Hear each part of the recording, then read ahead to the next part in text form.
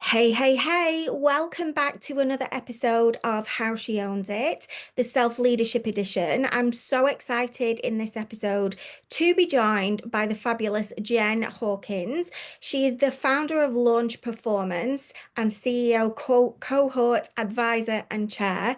I'm hoping I've got that correct. I know there is so much more to you, and you've got so many other different um parts to you as well. So rather than me get anything wrong or get into it and say something that I shouldn't, I'm just gonna hand straight across to you if that's all right, Jen. And if you wouldn't mind just sharing who you are, what you're all about with everybody that's watching, that would be amazing.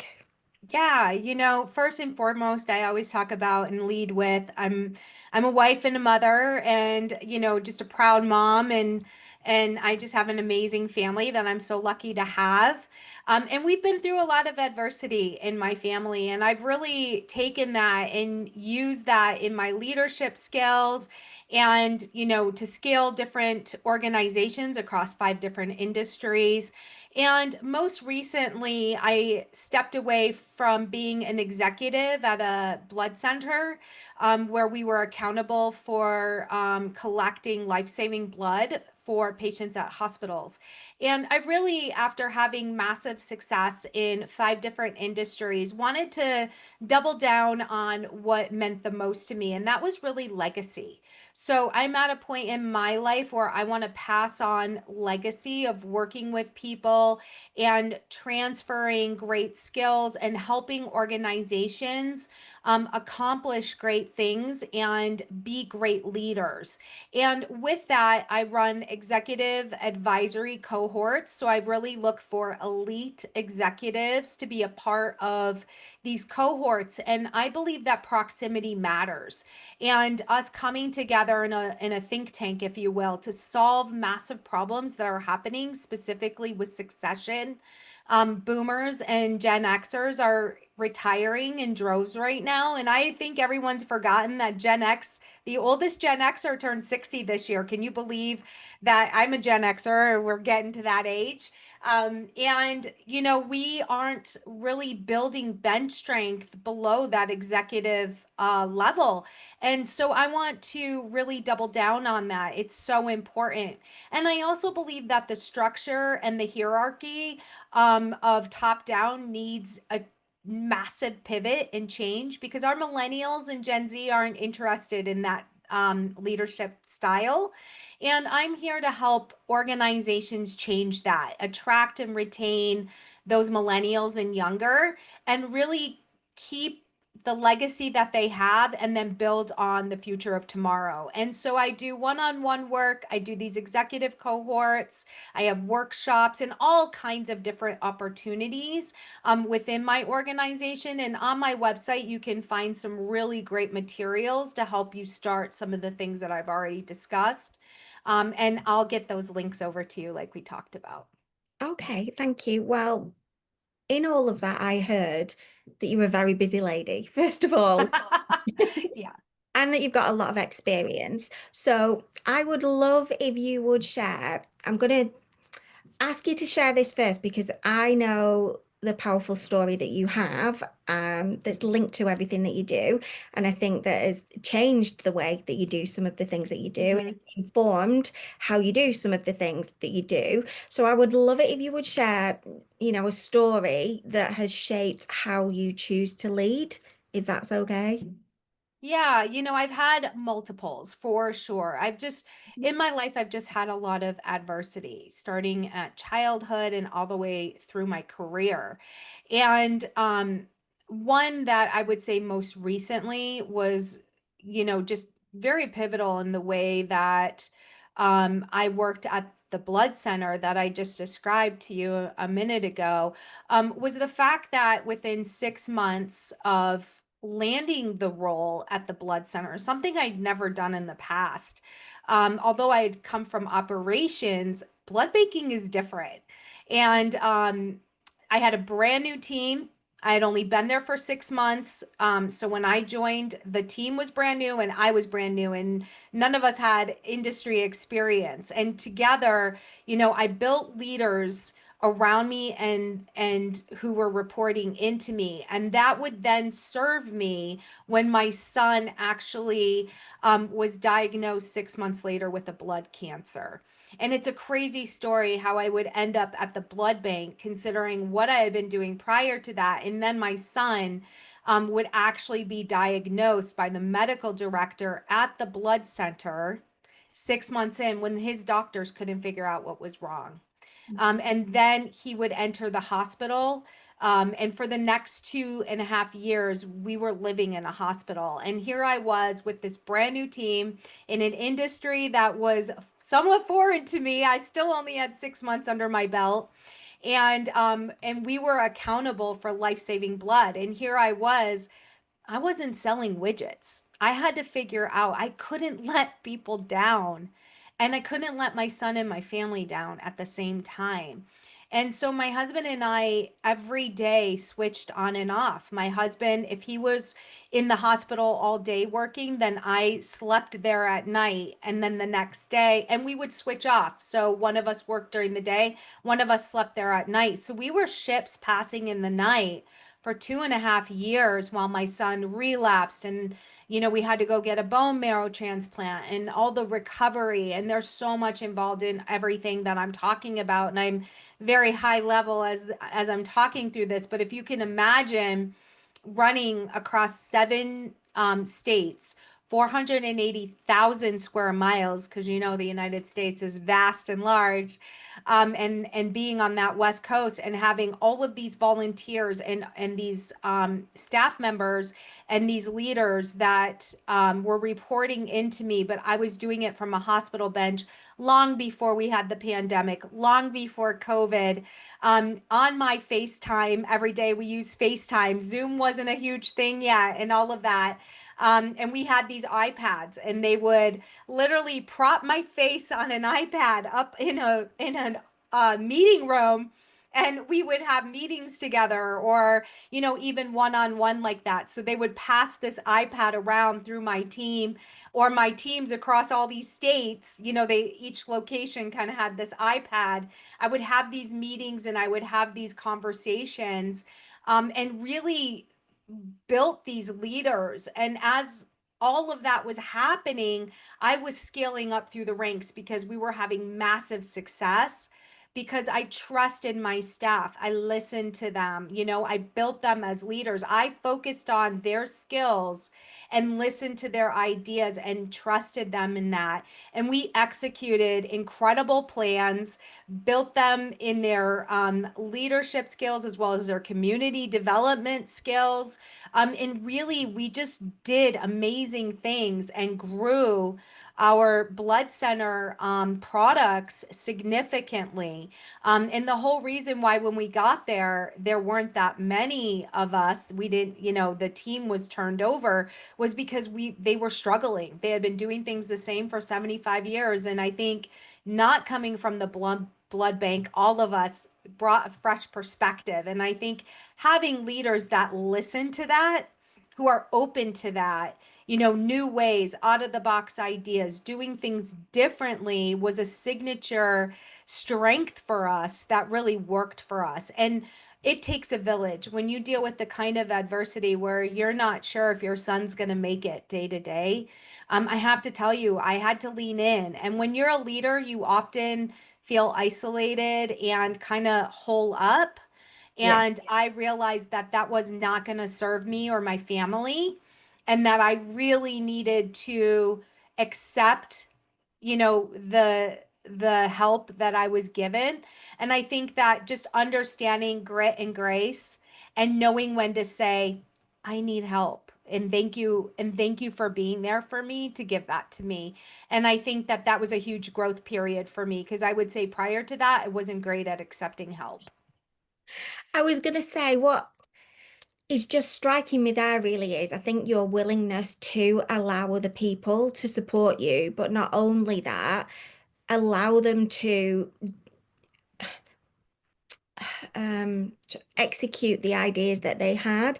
And I'm Yeah. guessing, I could be wrong, but I know myself, I don't always think that the ideas that my team have are perhaps the way that I would do it, or necessarily maybe an idea that we would run with at that particular point. But I've certainly learned that it's really important that we nurture that and that we do help them to develop that as well. Because as you say, in doing that, in us trusting them, they then trust themselves more, and then we do build that muscle with them, don't we, where they are open to doing more of it, and then they become more confident, and then it becomes better, and the quality gets better, and then you don't have to be there all the time and doing all the things all the time, which then frees you up to do the very important job and the first job, your first priority job that you needed to do at that time. Yeah, and I love that you brought that up because this is what I've learned over the years to do. First of all, I'm very high level visionary. That's just where my strength really lies.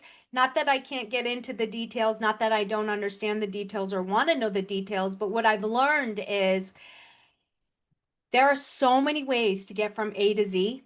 Yeah. And I know Z is where we have to go.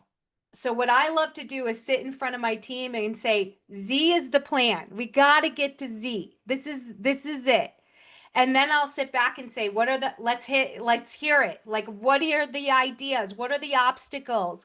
And by the way, I want that done yesterday. And they say, Jen, you're crazy. We're not going to get that done yesterday. And I say, okay, help me scale, help me grow in increments and things like that. And that's the other thing too, is I don't take myself terribly seriously anymore. I've learned that when they look at me and go, here we go again, you're crazy. I go, you know I'm crazy. Like you know it. So how are we going to get there? Yeah. And what's a reasonable time frame for it, right?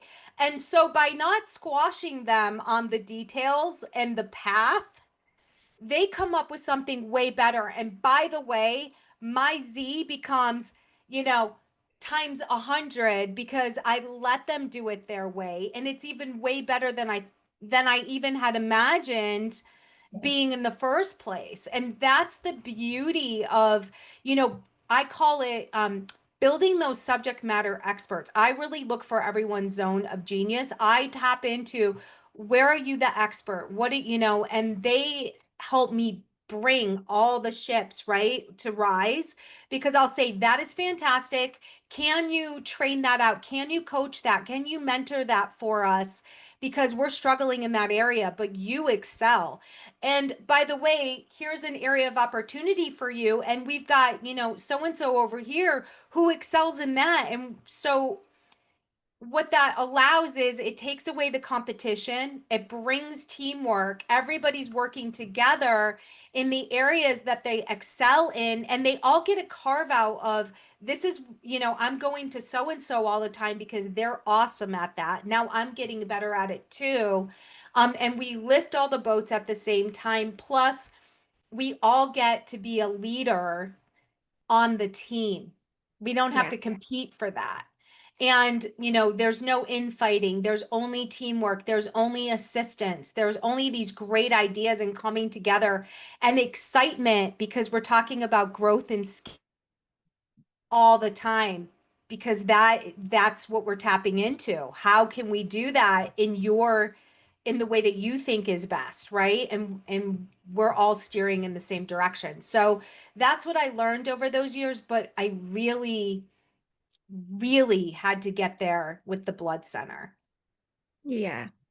It seems as though that probably expedited and supercharged that particular area of growth for you. Yeah. And whilst you perhaps didn't even maybe necessarily see that being the case, it happened and it was meant to happen because I know you'd said before, here's this crazy place where you found yourself in this blood bank, blood center, when actually you didn't realize that your son then was going to need that. So that's some crazy stuff, kismet, as they would say, isn't Yeah. it?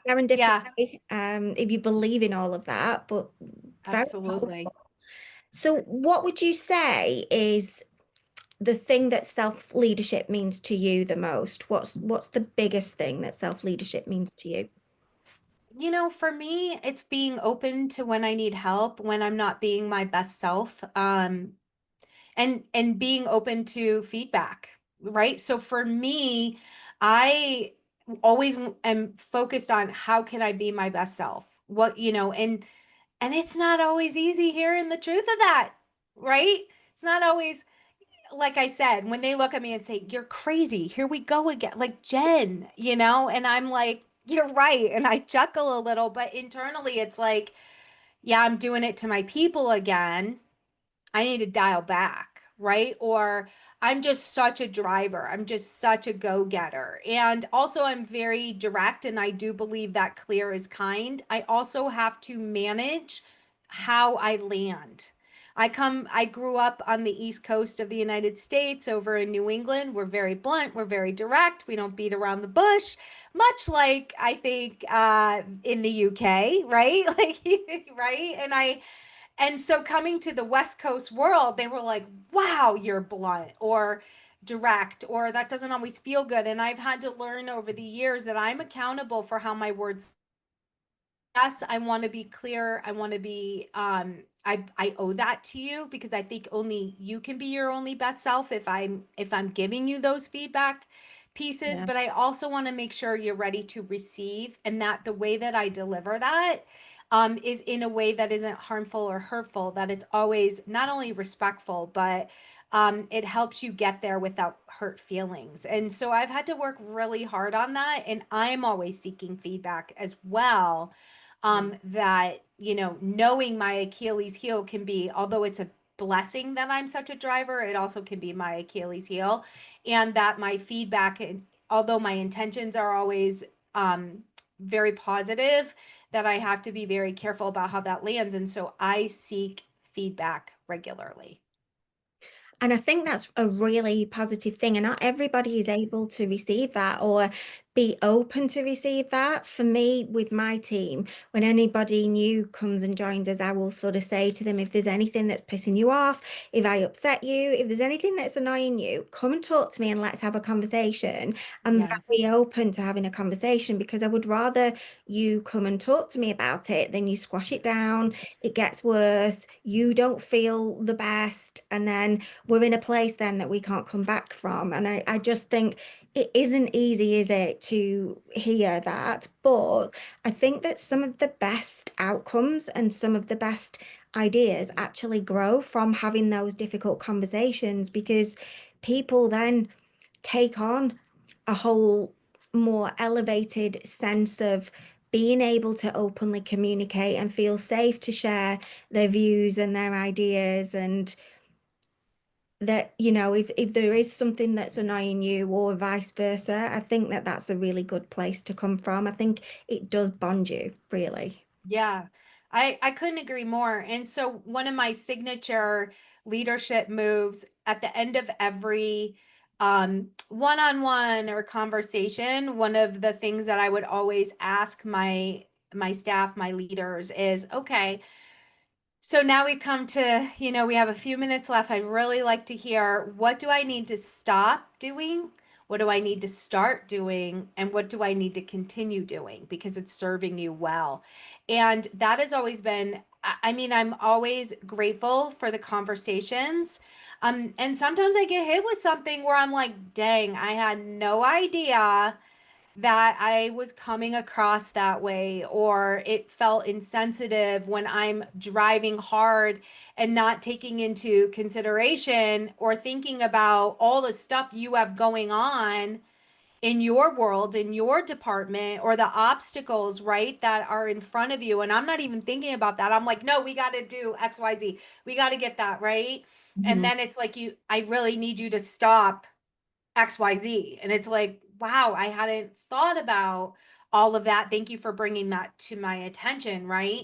And so, really inviting them to do that because I know when you have a personality that's direct and a driver, people, I've been told I'm intimidating. I don't understand that. I think I'm so laid back. What are you talking about? Like, really, I am not uppity or any of the why, why? But when you have that personality, you don't necessarily see yourself that way or for what others see. and you don't recognize how that can be intimidating. And so, at least by asking that question, I'm inviting you every time we're together to share with me, right? At least I put it on the table like I am open to receiving. Please share that with me so that I understand.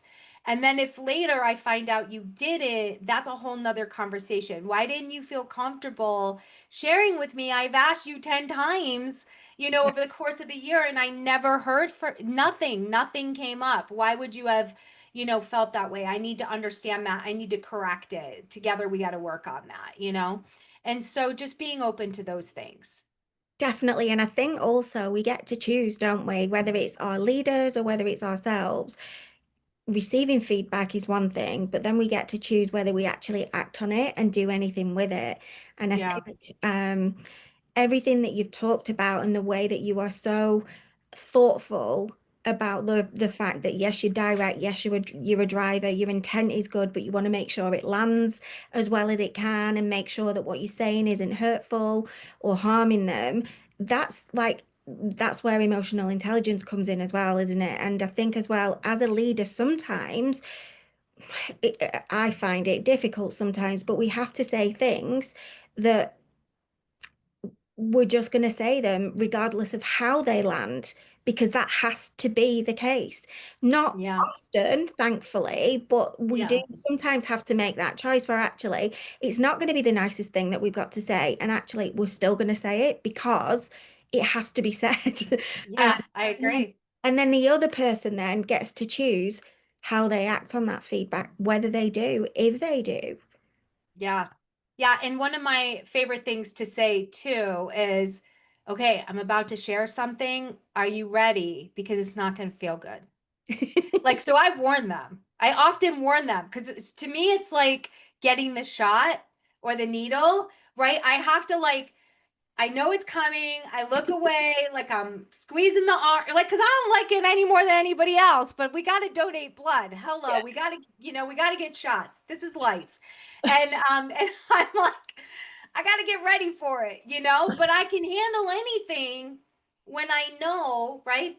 Okay, it's coming, Jen. All right, I'm ready. Small pinch. Okay, right? It's like I can handle that because you warned me, small pinch. And so I've likened that into warning people like, okay, we got to have this dialogue. It's not going to feel good. I just want you to know that, but we have to talk about it.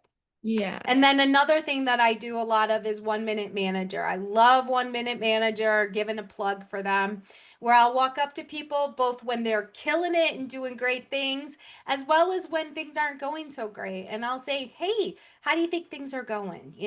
Like if I observe something in the moment, right? And then that invites that you share with me. Then I'm not telling you it didn't go great. You get to tell me, hey, yeah, that didn't go so great. I wish I had done XYZ instead or whatever, right? And then I can double down on that. Yeah, and I've struggled in that area before too. This is what worked for me or whatever. Plus, the best ones are when you catch them doing awesome stuff and you get to go, how do you think that went? How do you think things are going? And they're like, I feel on top of the world right now. I'm so glad you saw that. Yeah, Yeah. I did. And I just want you to know, so wicked impressed, right, with what you just did. And more of that because that was awesome, right? And then I get to catch them in the moment doing something great. And so 1 minute manager works, I think it really that real-time feedback is huge. Celebration is so important with the negative feedback. I totally agree with that. So, given that you have scaled through many industries, you shared the story of you building this incredible team whilst looking after your son and supporting him. How would you say that you remain your flawsome AF self, rooted in who you truly are during times of uncertainty or the messy stuff or traumatic things? How do you stay rooted in who you are? Julie, I haven't always been perfect in that. No. So even so, also in my career time, I've had times where um I wasn't aligned with how things were being done top down and things like that. And I felt like it was very detrimental. Yeah. And I got a lot of feedback that I need to change. I can't be this, that, or the other. I got to blend. I got to fix my personal brand, whatever that means. My personal brand is I'm a passionate person for mission and people. What could be bad about that? But sure, I'll work on that. Right? Like all this stuff. I mean, I've heard it all. I've been underestimated, right? All the things. And sometimes I've gotten lost in that and tried to conform. And I will tell you, for me, when I tried to conform and I lose my voice, it really takes a toll on me. I'm not okay when that happens. My family relationships, my friendships, everything suffers. And I'm not my best self as a leader. And I've talked a lot about this in videos and in my LinkedIn, posts and things like that, because I really want to get the message out that great organizations allow people to be their authentic selves. And we work with them to work on on those strengths that they bring. And we had already talked about some of that. And really allow you to be who you are, right? And tackle things in the way that works best with you. And I think that there's a lot of room for that, right? I don't believe in cookie cutter approaches to how we all come at problems and solutions. And so I applaud organizations who believe in operational excellence, who believe in building leaders in their authentic selves. And I work with people to do that within their organizations because I have firsthand experience how that goes when you don't. Yeah. It can be a very draining, can't it? Exhausting, dull world when you have to fit yourself into a box that isn't the size for you, it's not the shape for you, and you feel as though you can't be yourself. And I'm so glad that you said that because the thing that I really enjoy doing is encouraging the weird, the Yeah. crazy, the random, the Yes. goofy, the angry, all of that, because when people feel like they can actually be themselves wherever they are, we're going to get the best version of them, aren't we? Like literally, that's where Yes. you get the best in a work I environment. love that. Yeah, 100%, right? And a lot of times when you get folks that are checked out or, or they're difficult to work with, and a lot of times it's because they're continuously having a visceral reaction to the stuff going on around them, Yeah. right? They're almost like living in PTSD. And it's like, stop the madness. Let them be who they are. Celebrate who they are, right? And that's why I loved looking for subject matter expertise in each one of my people because that allowed them to shine in the way that they shine. And then really, we're celebrating them for who they are. And I've really seen it all, the weird, the different, all those things, right? And I love it. I'm like, more of that, be more of that. And I have been asked so many times by my leaders, like, you are kind of like the land of misfits. It looks that way because I encourage everybody to be who they are. And I realize I come across as very, coming from New England, I usually have my collar and right, a sweater, a blazer, right, or my pearls or whatever. I can look very buttoned up and conservative, but I applaud and appreciate everybody coming with their authentic selves, right, and bringing that to the table because diversity rocks. Yeah. Period. End of dialogue. That's what moves the needle. And so that is my I don't know, that's my mantra and I stick by it. I love it. And recently I've started, instead of saying authenticity, I like to refer to it as authenticity. So, I love that. yes. I hope you don't mind I'm stealing it. Well, I'll let you go with it. Yes, no, that's fine. Okay, But I'll say as my colleague, a wonderful friend, Julie Agnew told me. Now I'm just gonna credit you. Does that help? no, it's fine. You're welcome to. It just I sums think it it's all up. amazing. Yeah. Um, yeah. Oh, sorry. No, you're good. I was gonna say, final sort of question that I had for you is, what do you want other women to know about owning it? And I think we've covered so much of this in the conversation that we've had, and I've absolutely loved it. But I feel like you've got more, and so I just wanna soak it all in.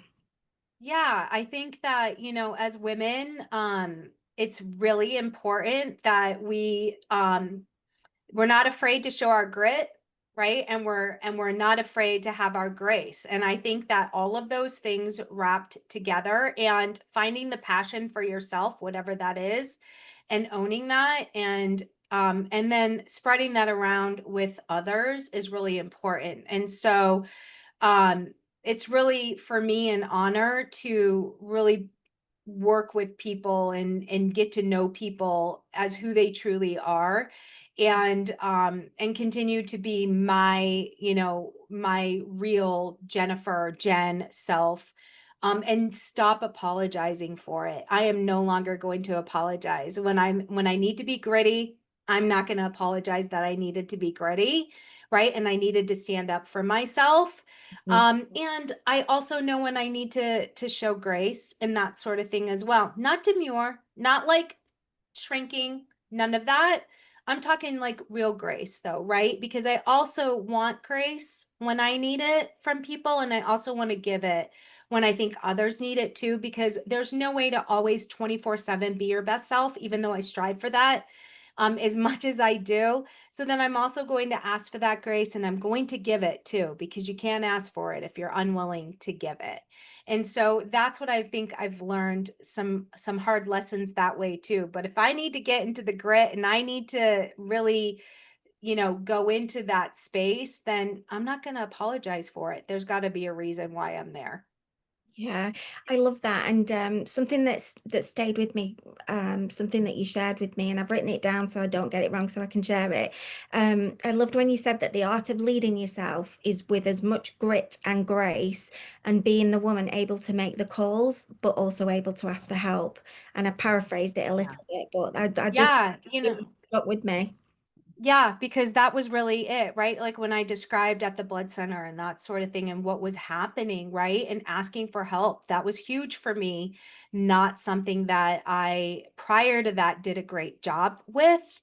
But it really took a village to lift the blood center, make sure we were serving our patients.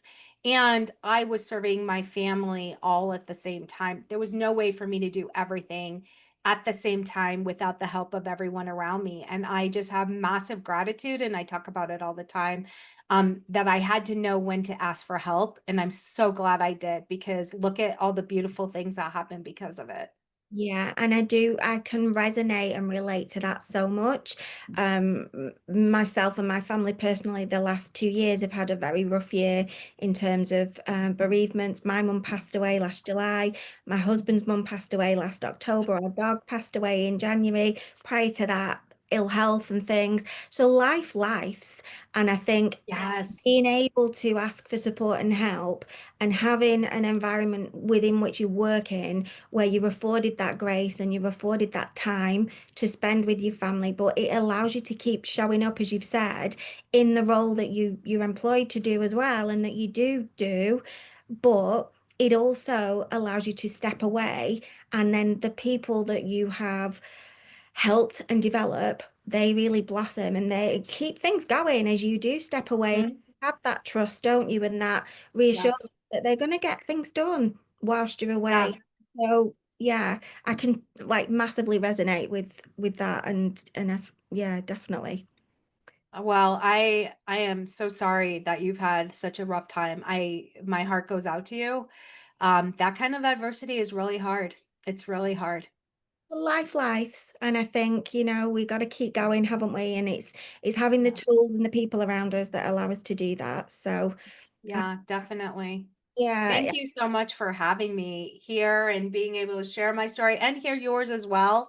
And how you're handling things too. So thank you. You're welcome. I've loved having you on the show. I think it's really important that other leaders out there hear everything that you've got to say. I personally have taken so much from our conversation, had lots of insights, ideas about what I can take back to my team. And it's I've loved your directness, your goofiness, just you being you. That has been really wonderful to experience. Just before we finish, then, would you mind sharing with anybody that's watching where they can come and find you if they've loved you and they want a little bit more Jen as they move through their journey? Yeah, my LinkedIn is pretty robust. I have a lot of videos and a lot of posts and things like that. I'm very on top of my direct messages in there. So that's just Jennifer Hawkins on that LinkedIn, as well as my website, launchedperformance.com. Fantastic. So, for anybody that is watching, I'm going to link all of the contact details for Jen as well in the show notes so you'll be able to find her. I know she's going to give me a link where there are some resources that you will be able to find as well. Thank you so much for joining us on this episode. I hope you've taken as much from it as I have, and we will be back very, very soon for another episode. Thank you.